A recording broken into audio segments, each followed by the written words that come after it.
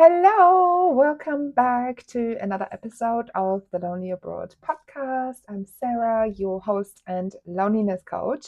And today I'm going to talk to you about a very, very important thing, a myth, kind of. I want to debunk a myth that I see many people believing, and a thing that is a big barrier. I think in the top 5 barriers of why you may not be able to make friends or maintain friendships. So I want to talk to you about that today to help you debunk the myth, kind of see what you might be misunderstanding and give you an idea of how I see this topic so that you might be able to apply that opinion and see it in a different way if you choose to help you to make friends and maintain friendships.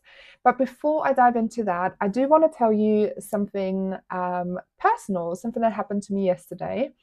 And because I think this is so relevant to the whole topic of making friends. So, to give you a bit of background information about myself and kind of why this all makes sense. Back in the day, so I moved to London 6 years ago now.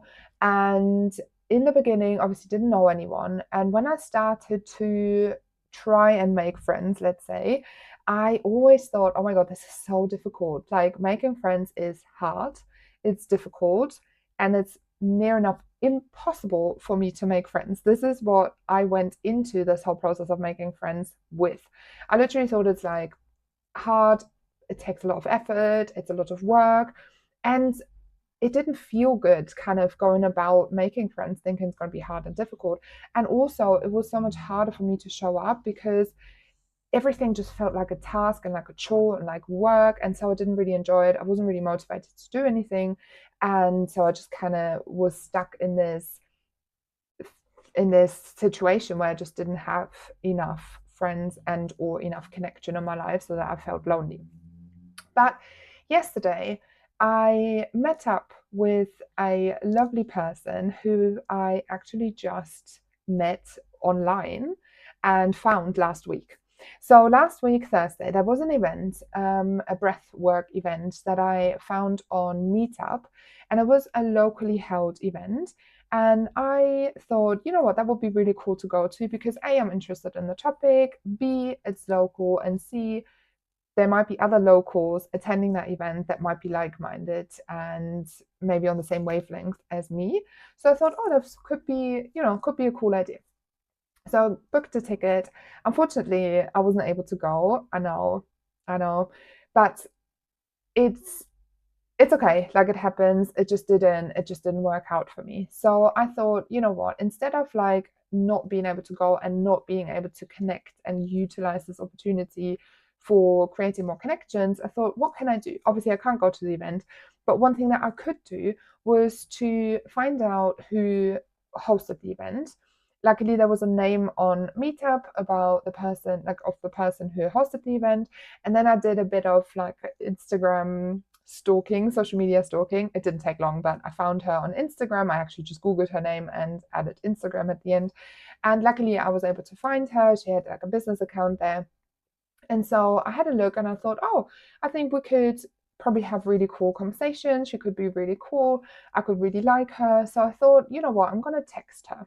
So I sent her a message and I just sent her something like, hey, um, I wanted to come to your event today. It looked amazing and fantastic. Unfortunately, I wasn't able to come, but I would really like to connect with you and to get to know you. I'm really curious about what you do and your work and your journey that led you to where you are now and offering this kind of work so that you're a coach too.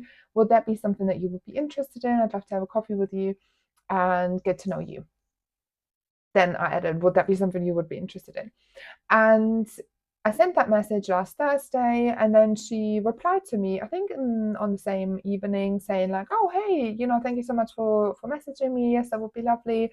So we just arranged a date, and we arranged a place to meet, which was locally in a coffee shop, and that was it. We met up yesterday, and we had a really lovely time. Like, we had a really good conversation, and it's so interesting because back in the day, I used to hate small talk, and I've talked about this before, and I've made an episode on how to improve your small talk skills and how to get better at small talk.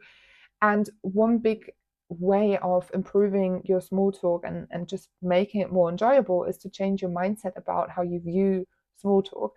So I always used to see small talk as that boring, superficial thing that really no one wants to do, but that you kind of have to do because you kind of can't start with talking about the biggest, like deepest topic straight away. So I always felt demotivated, even like starting conversations, and it was always awkward. And I always thought, oh God, I don't know what to say. But literally in the last couple of months/years, I've turned into a person who actually really enjoys small talk. And also, I think the people that I'm meeting are more aligned with like me and my interests and what is important to me and who I am, that I think the small talk becomes actually interesting in itself because we talk about things that I'm really interested in. So yesterday, her name is Camilla. When I met Camilla, I talked to her about coaching and about running a business and about the local area. So all of the topics that we were talking about were kind of small talk in a way, I guess. But it wasn't boring, and it had a huge amount of relevance, I think, to both of us, because all of the topics we talked about were really like play a huge role in our lives. And so even though we never spoke before, we never met each other before, we saw each other yesterday for the first time, and we had what probably people would consider small talk, but it was really interesting and engaging and relevant, and so it felt amazing.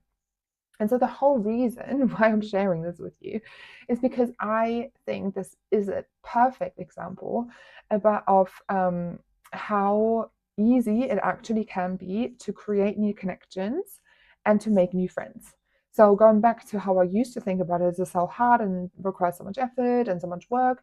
I literally just found someone online. So I found an event and then found a person, but you could just find a person. You can just text them with an invitation to connect, to speak, to chat, to have a coffee, whatever invitation you might want to send out, and then just meet them and have a conversation with them. And that's literally as simple as that. So at the end, I said, oh, you know what, should we maybe exchange phone numbers because it's easier than texting on Instagram?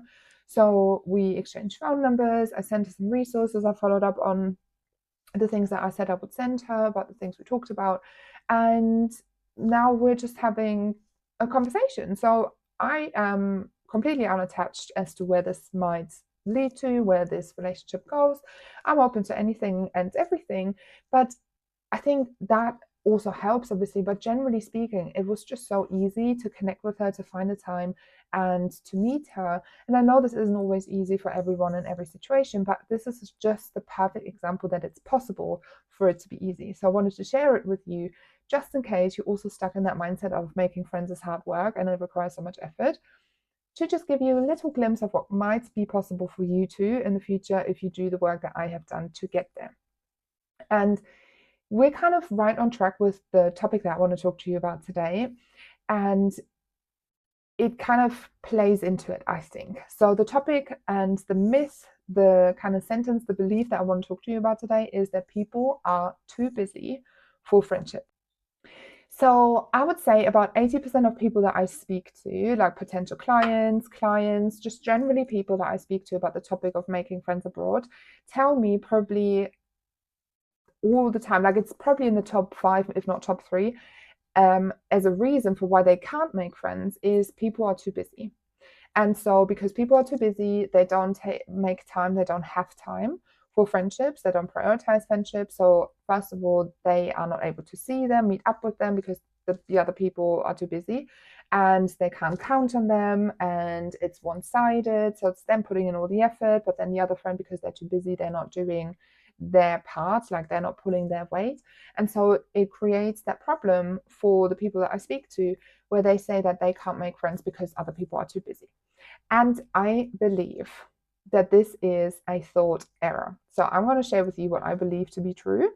And again, that might be different than what you believe, maybe what you've experienced, but I am going to share this in hopes that you might listen to this perspective and maybe see how this can be true, because I'm not going against what you believe and what you have experienced. Like your experiences and beliefs are completely valid and they're absolutely fine. I'm not going to try and change them if you don't want.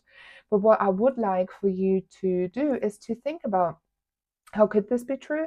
Because I know that if you see this as true, it will actually open up the doors for you to make friends more easily, because what has held you back is the belief that people are too busy.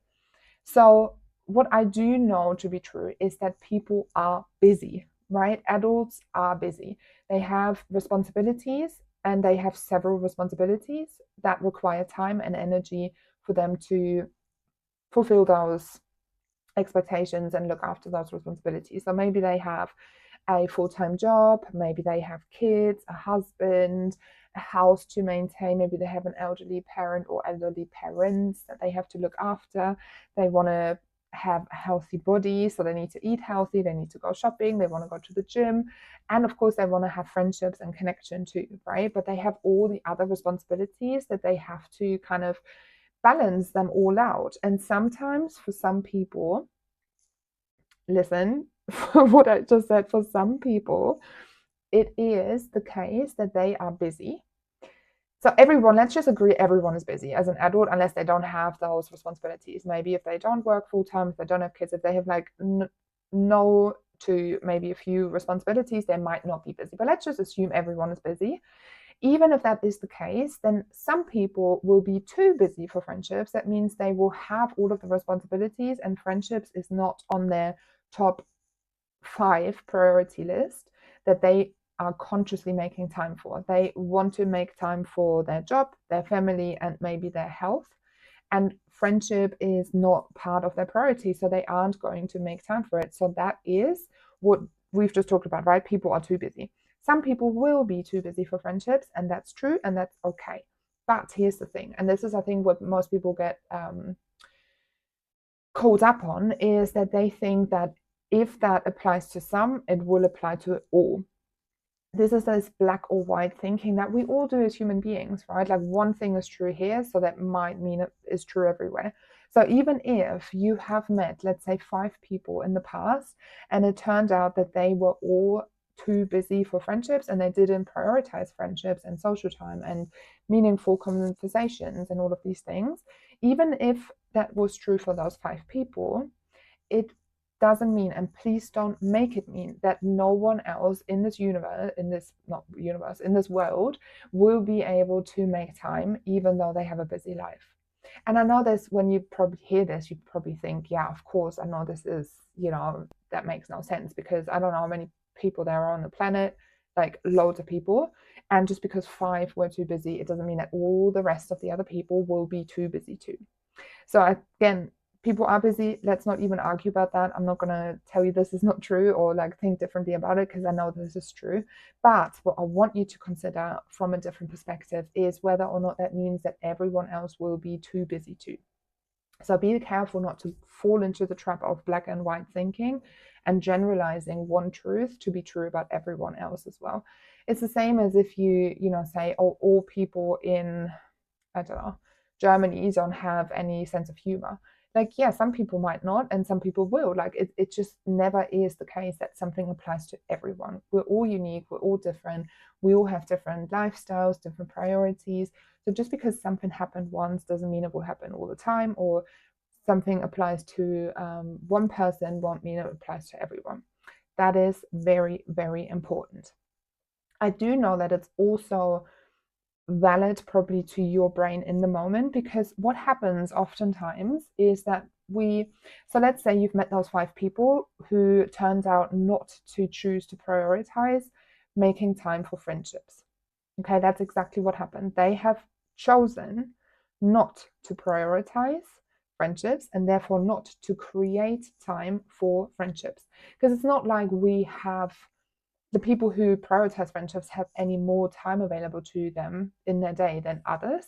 It's just that we create time. Like, imagine you're finding out that you will have a baby, and I don't know, baby's due tomorrow. You're like, oh my God, I don't have time for the baby.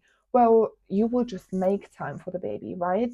This is going to be so high on your priority list that you will prioritize it over other things. And sometimes people do that with friendships, and sometimes people don't do that with friendships. But let's say you've met those 5 people, and it turned out that they didn't choose to prioritize friendships, and so didn't create more time in their day for this.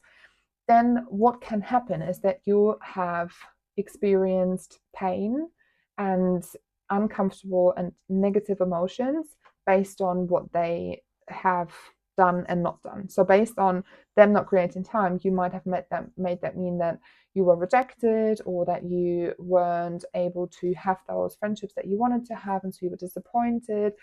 Whatever happened in this moment, it has created a negative emotion for you, and it has created pain. And whenever that happens, your brain's like, oh, that wasn't good. And it kind of rings some alarm bells that kind of start the process of preventing or trying to prevent it from happening again in the future, because your brain's job, or part of your brain's job, is to keep you safe and avoid pain. And so it will try its best to avoid a painful situation from happening again in the future. So you will be more cautious maybe with who you engage, who you open up with. You will be more wary as to kind of trying to judge if people will disappoint you again or not. And also what might happen is that you develop, or your brain develops, that belief that people are just too busy. So you might as well not try again in the future, because what might happen if you try again is that you will get rejected again, and that will cause pain again. So in order for us to prevent that, your brain just tells you that generalized statement of people are just too busy. So because then you just stay stuck and you don't take any proficient action, any action that is required to actually make friends. You're just staying where you are because that's safe. Even though that's maybe not where you want to be, but it's safer to your brain to stay there than it might seem to go out and try to meet people and make friends and then get rejected again. So all of that being said, it's okay and it's normal that you believe that people are too busy, but it is just not true, not for everyone. So how can we go about this? Like, I think first of all, understanding that this is actually the case, that not everyone will be too busy, and that the only way for you to find out who is too busy or not, like, because that's the thing, right? Understanding that not everyone will be busy, so that means that there are people out there who will make time and who will prioritize friendships. So now it's your job to go out and find them. That's the next logical step, right? Finding the people that will want to prioritize friendships and will make time. And the only way kind of to do this is by trial and error. Unfortunately, there is no like magical space, no magical place, no magical sign that someone is presenting or having about them that will indicate clearly and immediately that they are willing to invest time and energy into building this friendship. Unfortunately, you will have to meet people and you will have to get to know them, and you will have to either have a conversation about what you expect, or wait and see what they are doing and what they're not doing, and then determine whether that is based on your perception, whether that means that they are willing or not. So I'm going to help you with this, but I just want to let you know there is no like easy track, no sidetrack, no like solution, quick fix solution to help you to find those people easily and quickly. You will have to start the process of building a friendship as you would normally, and then just see how it goes and evaluate. And in order for you to evaluate, you need to know what your criteria are, right? So in order for us to find something, in order for us to evaluate something, we need to know what are we looking for and what are the criteria that we use to determine if something is working or if it isn't. And I do this in my course, The Perfect Match, which, by the way, you have access to as well if you sign up for my coaching program, Stop Feeling Lonely. The Perfect Match is an online course with loads of different video lessons and worksheets, all about helping you to find the right person.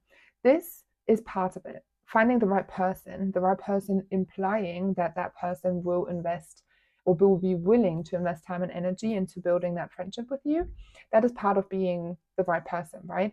And in order for us to find the right person, we need to be really clear on who the right person is. So that is something that I discuss in my course, The Perfect Match. You will find the information as well in the description if you are interested in checking this out. It's amazing. People have said so many good things, and it's been so helpful, especially the filter part, which is kind of what we're discussing right now. But in terms of the topic we're talking about today on this episode, is obviously finding the people who are willing to invest time and energy. You need to create a definition of and a filter of what that means to you and how that looks like to you. So the question being, when do you know that someone is willing to put in the energy and time required to build a friendship with you? What indicates that they are? What indicates that they are not? What are you looking to see? What are you not looking to see? What are you looking to feel maybe when you're with them? And what are you not looking to feel when you're with them? You got to find out what it is that you're trying to see and feel and get from the other person so that you can believe they are willing to put in the time and effort required. You can literally like take a piece of paper and a pen and write down a list of things. So it might be that they respond to you every 2 or text you every 2 days. That might be your perception of, if they would text me every 2 days, then I would interpret that as they are willing to put in the time and the energy required. Okay, amazing. So that might be one thing. Then another thing might be that they suggest meetups regularly, or that they ask you questions about how things are with you, that they offer support. Whatever might come up for you is perfect. Literally write down everything that comes to your mind. The next step is, first, understanding that everything you wrote down is your filter, is your perception, is your definition. The reason why this is important is because your definition might not be the same as someone else's definition. So just because you think that texting twice a week and asking questions and offering support is a sign for them being willing to invest time and energy, it doesn't mean that someone else has the same opinion. For them, it might be texting once a week, listening, and asking updates, like asking questions on updates on the home project instead of offering support. So there is no right or wrong. There is no like set amount of times you should text each other, or set amount of rules that someone has to follow to show that they are willing to put in the energy and time required. It just means that this is your perception, this is their perception. There might be a match, there might be half a match, there might be a complete mismatch. So while you're meeting people, while you're making friends, you have two options. You can either talk about your expectations and your definition, your perception of what you're looking to see with them, to give them a chance to even fulfill it, because someone might be very willing, but they just don't know what does it mean to you, like what criteria do you have, and so they are unable to meet them.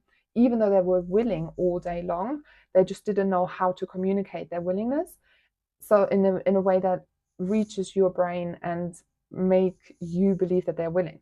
So if you tell them, hey, if you do these 3 things, then that would really mean to me that you're willing and interested in this friendship. And then they can say, totally, yeah, can totally do this, absolutely fine. Or they can say, look, I'm not going to be able to text you every 2 days, but I will be able to text you once a week. Is that fine? Like, you can find arrangements as well.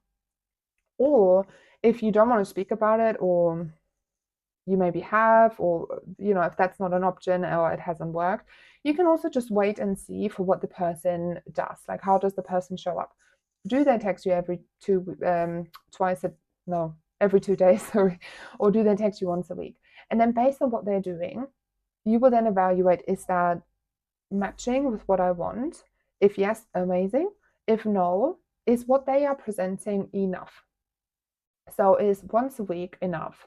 If you want it every 2 days and they do once a week of texts, is that enough for you to still feel and believe that they are willing to invest the time and energy? I think there's like an ideal situation, and then there's a minimum situation. So once a week might be enough for you, might not be enough for you. You get to decide that. Whatever you decide is perfect. I do just want to say 2 things as well. One thing, the higher you set your bar, the harder it will be to achieve and meet those expectations of yours.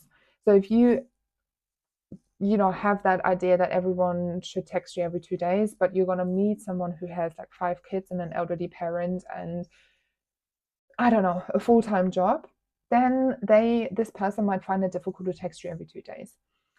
And like I said, the higher you set your bar, it's absolutely fine to set your bar that high, right? I'm not saying settle for less at all, but just be aware that the higher you set your bar, the more likely it is for the other person not to meet them, potentially. So what that means is you will end up not feeling satisfied with them putting in the energy and time. and their willingness. So then you will probably distance yourself a little bit. You will not believe that they are willing. You will not believe that they want to be friends with you. And then you will show up more distant and less invested. And then what that creates is more distance, less connection, and less likely, a friendship will be less likely. So what I do say is set your bar as high as you want, but be aware of that happening. And this is the best part about all of this. Whatever you write on that list, whatever that bar actually consists of, right? So texting, regularity, offering support, whatever you might find important or whatever you decide are signs for the other person to show you their willingness, write down why you want them to do those things. This is amazing. Stay with me. If you say, I want them to write me or message me every 2 days, and you ask yourself why, then what you come up with is gold. It's literally going to be you finding out what you really want to believe about them. So if they text you every other day, then you get to believe that you are important to them. Let's just assume, right? You understand, okay, if they do this, then I believe I'm important to them, or they think I'm important to them. So what you really want to believe is that you're important to them. You just think that you only get to believe that to that extent when they do the thing you want them to do. But here's the good part. You actually get to believe that you are important to them no matter how often they text you. And this is the essence of my work with my clients, is to get them to believe the things that feel good, to believe the things that get them the results they want, which is meaningful connections, love, closeness to the people around them. I teach them a strategy to get those beliefs to feel this way, unrelated to whatever the other person is doing. So they can text you every day, every 2 days, once a week, every 2 weeks. It doesn't matter, because what you know to be true is that you're important to them, no matter how often they text you. This is what I teach my clients. This is what I help my clients with.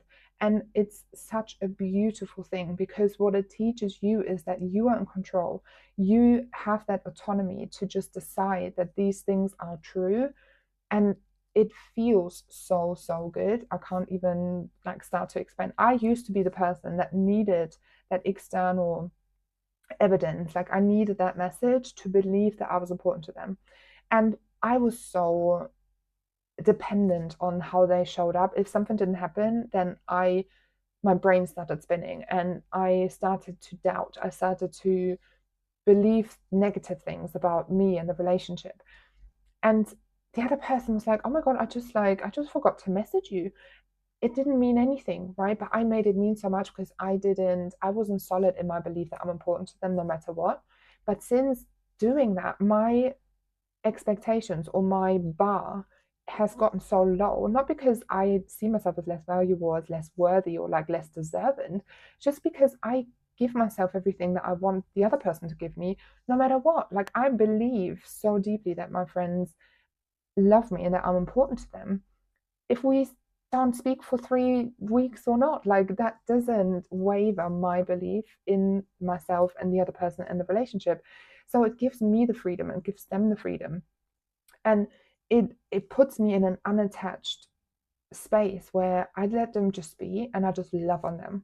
Whatever they do, if they don't message me back, or if they don't ask me about how my business is going or how my purchase of the property is going, that's okay. I'm not gonna get offended. I'm not gonna make it mean something negative. I just don't choose to anymore, because it just feels so awful.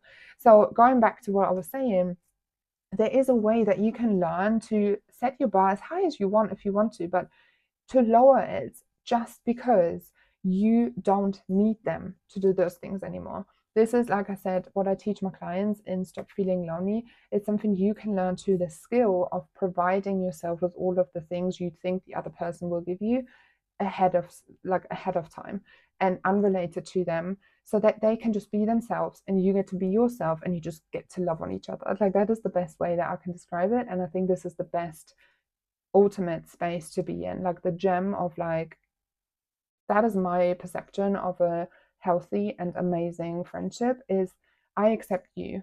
If you want to text me once a week, that's as amazing as texting me every 2 days.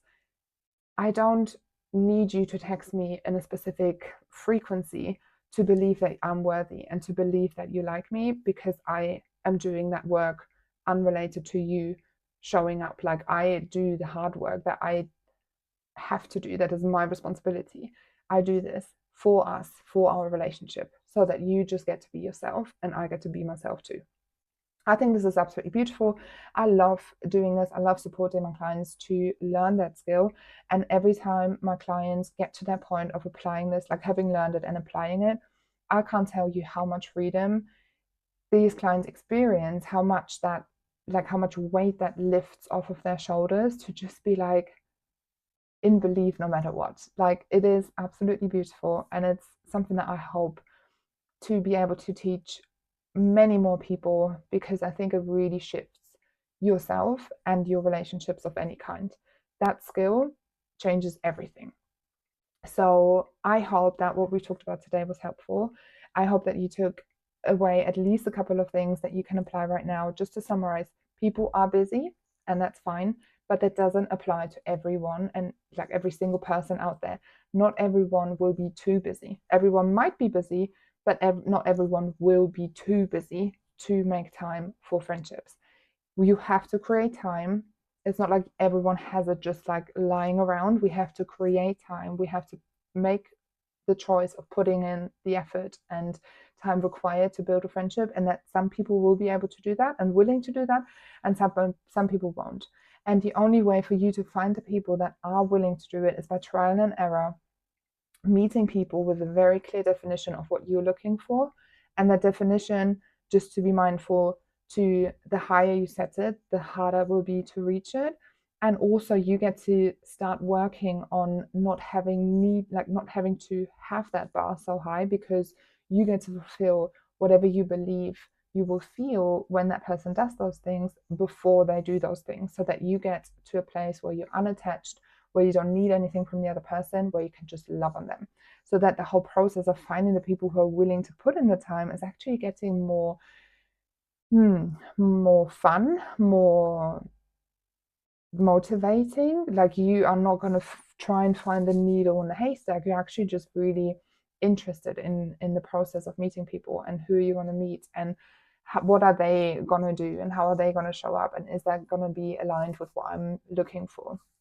So the whole, like, it's actually an enjoyable process rather than no one has time for me. And I see this to be true everywhere, and this is all work and effort and hard things to do. I don't want to do it. So like I said, I hope this was helpful. If you, especially the part where I just shared, that you can start doing this work by yourself, so that you are becoming an unattached version of yourself, where you just love on people and they get to do what feels true to them and you still get your needs fulfilled. If you are interested in learning more about this and starting the process of applying that in your own life, if you want me to help you to identify what it is that you would think you would feel if they would do the things you want them to do, and help you to get there regardless of what they do, then I invite you to book a free coaching session with me. I'm currently offering free coaching sessions. I might not do that forever. Currently I am. So if you're listening in real time, please take me up on the offer to book a free coaching session with me. We can start on literally what I've just said, on coaching you on anything related to friendships, related to loneliness, related to navigating making friends abroad. I can coach you on everything. And I would love to be able to coach you and to help you make more friends, feel less lonely, and have more meaningful connections, because I can tell you it does feel really good. And it is so important to have those meaningful connections abroad, because otherwise it's tough. It's tough. And the likelihood of you moving back home, even though you don't really want to, but just because you're lonely, is so high. So I don't want you to do that or having to do that. So I want to help you before you even make that decision. So book a free coaching session with me, experience the power of coaching, and just know and get to know how it feels like to start this process. So I hope this was helpful, like I said, and I'm looking forward to seeing you in the next episode. Take care. Bye.